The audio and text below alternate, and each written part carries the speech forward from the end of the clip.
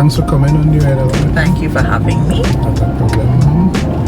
I see what you're doing. I know what you'll be doing, right? Yeah. But I don't know I understand what you do, but I don't know what your business is. So I think we could start there. What is your actual business? Well, my background is in design, so I have a degree in fashion design. Right. And I came back home in 2010 after going to school in the States, working in the States, working in Canada. And once I came back home in 2010, I immediately started working for the Division of Culture. And there I was given the job title of Culture Sector Specialist. Okay. I have my hands in quite a few different things. Right. Since 2017 to now I've been freelancing and I've been supporting other creatives, you know.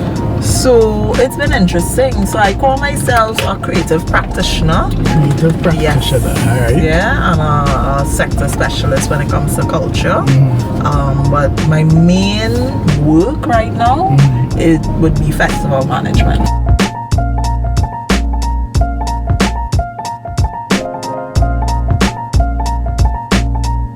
I know you're just doing, well, you talked to me a little bit about the course that you're Yes, so I was given a scholarship, one of 5 scholarships, to be part of the first cohort for this course. And the idea really is to equip members of non-profit organizations to really approach the organizations from more of a business perspective in an effort to make what we do more sustainable. Right. Because there's a new Non-Profit Organizations Act that has recently been passed, and that is going to require a lot of different things from organizations, NGOs, CBOs would be community-based organizations, non-profits, etc., to be compliant with this new legislation.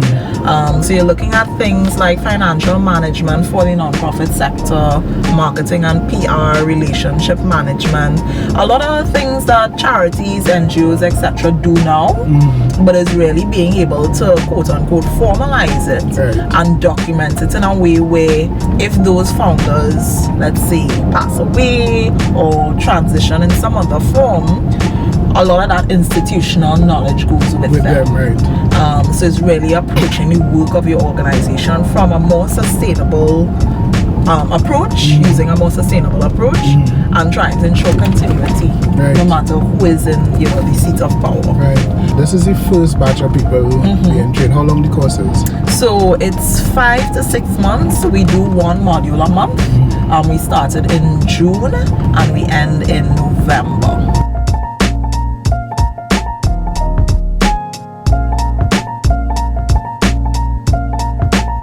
Behavior change takes time. It doesn't happen overnight. But I do think people are seeing the work of organizations in the sector as becoming more valuable, supporting the work of the state as it has always done. And then you have a lot of young people who are interested in making a change, who want, because they've already been involved in organizations as volunteers, etc., who are interested in this work, who want to make an impact from a civil sector perspective.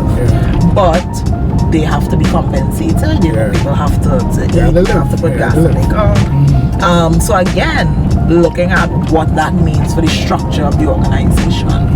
So it's having more discussions, projects being implemented at a particular level and quality, being able to prove the impact of what you're doing by data collection, and really finding ways to support the work of organizations so that the work can get done. With anything that we're doing, we really have to look at how we are sharing learnings, sharing experiences, so that we're not all making the same mistakes, wasting time, wasting resources.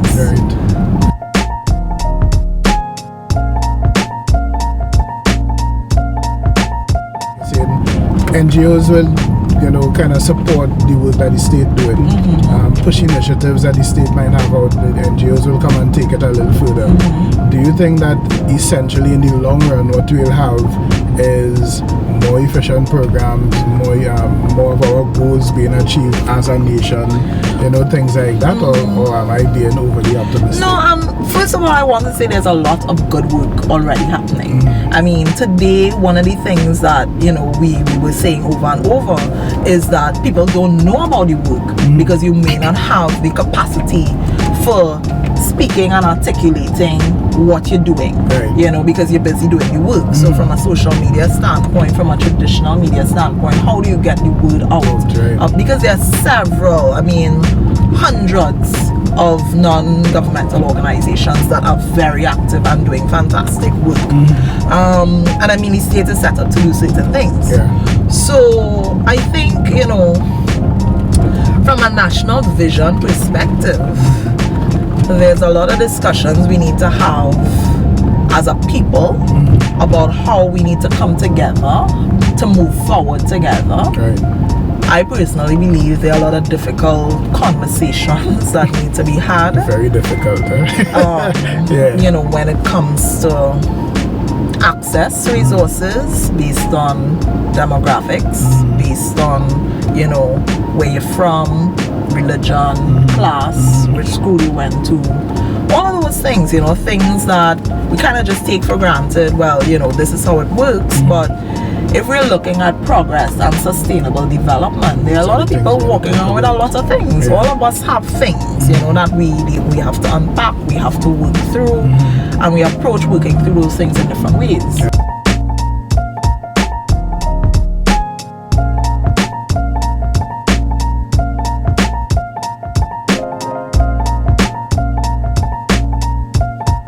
Tell me more about New Fire. Yeah, well, New Fire Festival, really is so pioneering and so groundbreaking, and I'm not saying that just because I'm the festival director. Yeah. We really were of the firm opinion that you want to raise consciousness, but you don't want it to be that you're preaching to people. Right. So we really wanted to create a space for discussion, for engagement, for connection, where we were also teaching people and educating people through this immersive environment as to how you could be greener and live greener. Right. And that being green is not just for hippies, right. It's not just for tree huggers, it's not just for people from a particular community. Right. It doesn't have to cost a lot, it just requires a bit more mindfulness. Yes, I'm thinking, Think about reusing, your ketchup bottle to put more beef. Right, And water, correct, we didn't have styrofoam, you didn't have disposable cutlery, and we survived. Right. So a lot of the ways that we lived indigenously, things that were again cultural norms once upon a time, were more sustainable and had a less negative impact on the environment. Right. And then, based on all sorts of different factors, you have the idea that you need to use things that make life more convenient. But then what does that mean for the world we live in, for the planet we live on? Is it really convenient in the long or is the convenience worth it? Of course.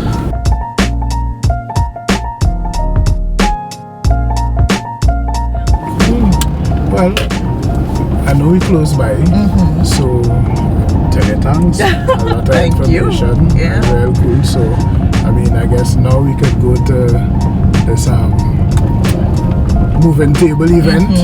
Moving table turning 4. Yes, yeah. So proud of them, so happy for them. The first one was by you. Yeah, by my house. Yeah. I wouldn't say by my house, by my apartment that I rent in Cascade. And we were very happy to host them, because what they do, using indigenous foods, using local, showing people that local is not a bad word, that the food that we have in Trinidad and Tobago in the region is something that people travel from all over the world to experience. And really staying true to who we are. Some people would say elevating the ingredients, but adding lots of flavor and also being sustainable from the jump. So using the wooden cutlery, no plastics, no styrofoam. That's something that we were really, really happy to see, and why we wanted to work with them that first edition. And yeah, just giving people an experience because people want to do different things. And I think food security is one of them sustainability. We have to be able to feed ourselves. That's something that we could do. Correct. Correct. It's just a thinking. You know what I mean? Yeah, I mean, we work with White Farm. They have Agriman, and they've really been trying to make farming and agriculture attractive to young people because farmers are not given the kind of honoring of prestige that they should, because I mean without food, like, you're dead. Literally. Farmers are doubles men. Doubles men. Neither one. Daily. So the idea of being able to feed yourself, growing food, eating food that is grown here, I think is really important. There are a lot of young people who have never been to the market, which So it's conversations we need to have and putting those conversations into action. Well, we're here at moving table number 4. That is 4 years of actually not number 4, but 40 years of farm to table stuff. Promoting local food and local chefs as well. So Chef Jared doing some things tonight, and now tasting this breadfruit salad, and top of the chain. They have some nice citrusy notes going on inside there with the breadfruit, roast breadfruit I believe it would be, and some crispy beans and some corn, setting it off real nice, real earthy flavors now. And the buffet have more of that going on outside. I saw a dish with some gnocchi, and it looked like a pulled beef or something like that. When I sample it, you see some pictures and things, but moving table, congrats.